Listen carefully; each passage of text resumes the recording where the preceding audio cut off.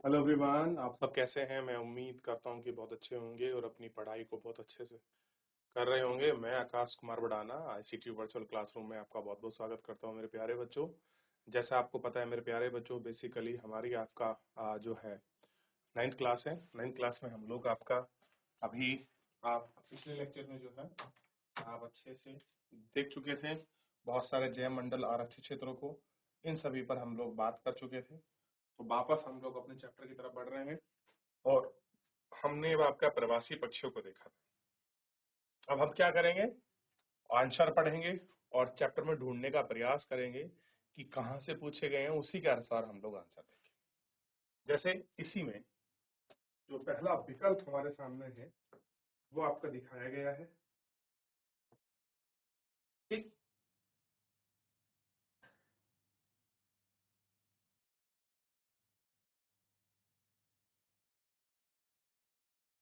देखिए सबसे पहला है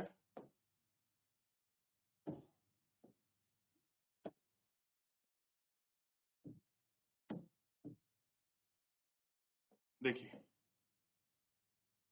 रबड़ का संबंध किस प्रकार की वनस्पति से है। अब आपको पता होना चाहिए जो रबड़ है सदाबहार यानी कि वर्षा वन है, पर्णपाती वन है, कटीले वन है, उष्ण कटिबंधीय वन है। कैसा वन है आपका, हिमालय फॉरेस्ट है, कैसा फॉरेस्ट है ये हमको पता करना है। चलिए फटाफट अपनी किताबों के पन्ने पलटिए, जानने का प्रयास करिए।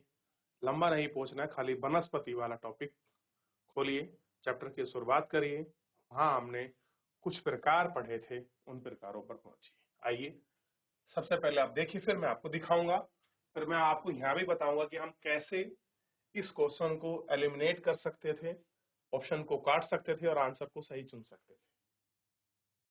हो गया। चलिए अब मैं आपको दिखाता हूं कहां से हमने इस आंसर का आंसर देखा है। वैसे इसका आंसर उष्ण कटिबंधीय वर्षा वन है। आइए मैं आपको दिखाने का प्रयास करता हूं। सबसे पहले हम पहुंच गए हैं वर्षा प्राकृतिक वनस्पति के प्रकार। उष्ण कटिबंधीय शुष्क वन को पढ़ रहे हैं, एगोनी। देखिए रोडबुश, अबुनास, एमहोगनी, रोडबुश और रबड़, ये है रबड़। और रबड़ को क्या दिखाया गया है कि जहां पर 200 सेंटीमीटर वर्षा होती है, वृक्ष की हाइट 60 मीटर है। तो ये कौन से हैं, उष्ण कटिबंधीय वर्षा वन, इन्हीं को कहते हैं सदाबहार वन। तो आंसर कहां मिला, रबड़। ठीक, आइए देखिए तो आंसर हो रहा है उष्ण कटिबंधीय वर्षा वन। तो आंसर क्लियर हुआ आपको। अब चलिए आगे बढ़े। अब है तिकोना वृक्ष कितनी वर्षा वाले क्षेत्र में पाया जाता है। अब सबसे पहले हमें ढूंढना होगा कि जो सिखोना वृक्ष है वो पर्णपाती वन का है, उष्णकटिबंधीय वन का है, सदाबहार का है, या फिर जो मैंग्रोव है, हिमालय है, ये हमको देखना है। चलिए बताइए, फिर हम ढूंढेंगे इसको। हो गया। चलिए सिकोना को ढूंढते हैं और बहुत जल्द मिले सिकोना, ऐसी हमारी उम्मीद है। चलिए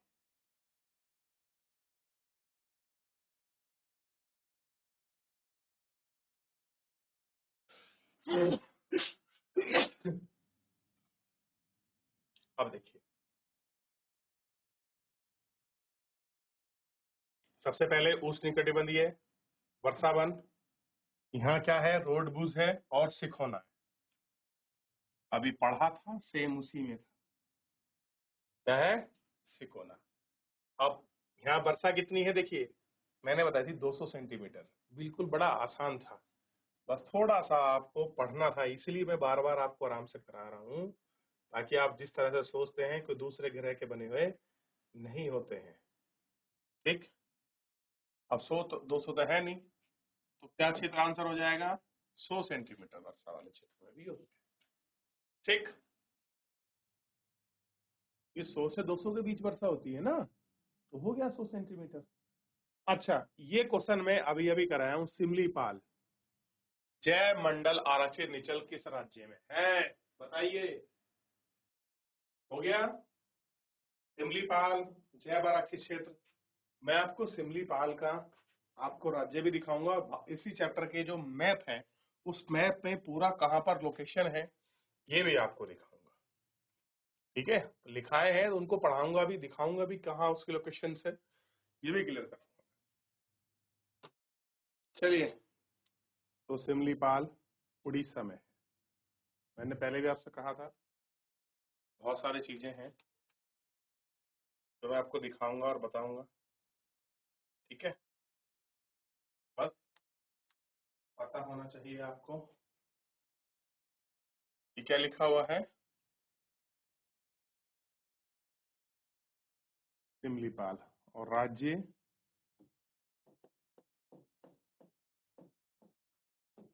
और जब मैं लिखा रहा था तो मुझसे ये वाला से बन गया था पिछले लेक्चर में, और मैंने क्या कहा था, उड़ीसा गलत हो गया, ओडिशा है। तो सिमलीपाल कहाँ पड़ता है? उड़ीसा में। और ये देखिए पूरा सब कुछ ऐसा नहीं है कि कुछ भी आपके चैप्टर से बाहर का क्वेश्चन हो, बस ये है कि हमने उसको फोकस करके कितना पढ़ा है। ठीक है ना, ये देखना है। चलिए अब देखिए, उड़ीसा मैंने कहा लिखा है और क्लियर होना चाहिए, ये लिखा। ठीक है, और यही चीज मैं आपसे डिट्टो पूछ रहा था। अब है नीचे, भारत का कौन सा जी मंडल निचल विश्व का सबके लिए फेमस है?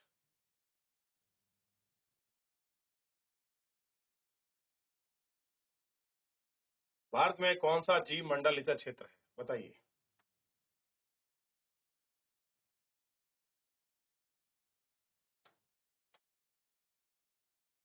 विश्व में भी है। देखिए, भारत का कौन सा जी क्षेत्र विश्व के जी मंडल क्षेत्र में के लिए चुना गया है? तो मन्नार की खाड़ी है या नीलगिरी? बोलिए। हो गया। चलिए, अब मेरा एक क्वेश्चन है, उस क्वेश्चन का जवाब आपको देना है।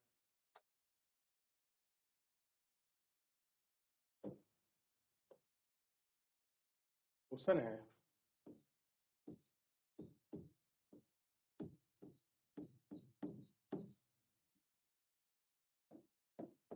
भारत में हाथी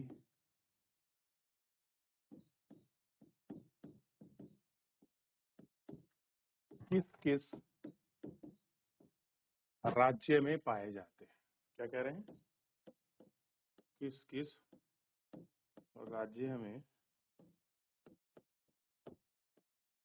पाए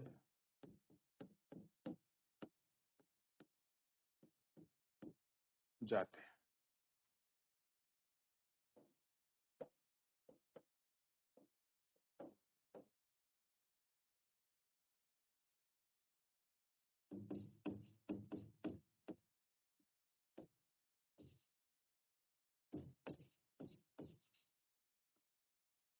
असम हो गया, कर्नाटक हो गया और केरल, इनमें ज्यादा पाए जाते हैं। यूं तो हमारे उत्तराखंड में भी मिलते हैं। ठीक, चलिए जी, हमारा राज्य उत्तराखंड में देख लीजिए, हाथी यहाँ भी मिलते हैं। ठीक, देखिए, भारत का वनस्पति जगत, भारत का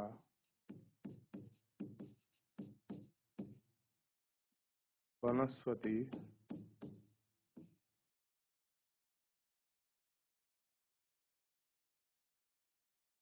जगत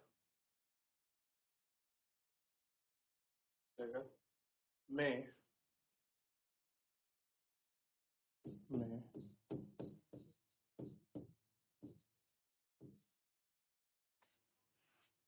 विश्व का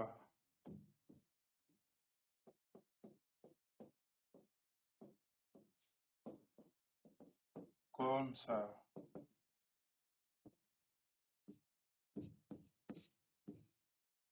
स्थान है, ये हमको बताना है। देखिए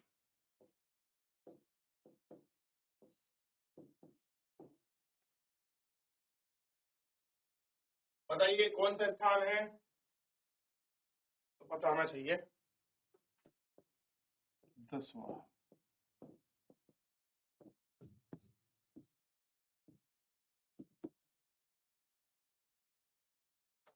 ठीक, आइए अब इसके बाद मैप पर चलेंगे, थोड़ा मैप को देखेंगे, लिख लीजिए।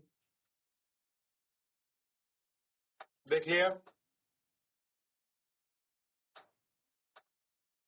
अब भारत का मैप देखिए, मैं कुछ बताना चाह रहा हूँ। दाचिगामा कहाँ पर है, राजाजी, कॉर्बेट, दुधवा, केवला, रणथंबोर, शिवपुरी, राजगीर,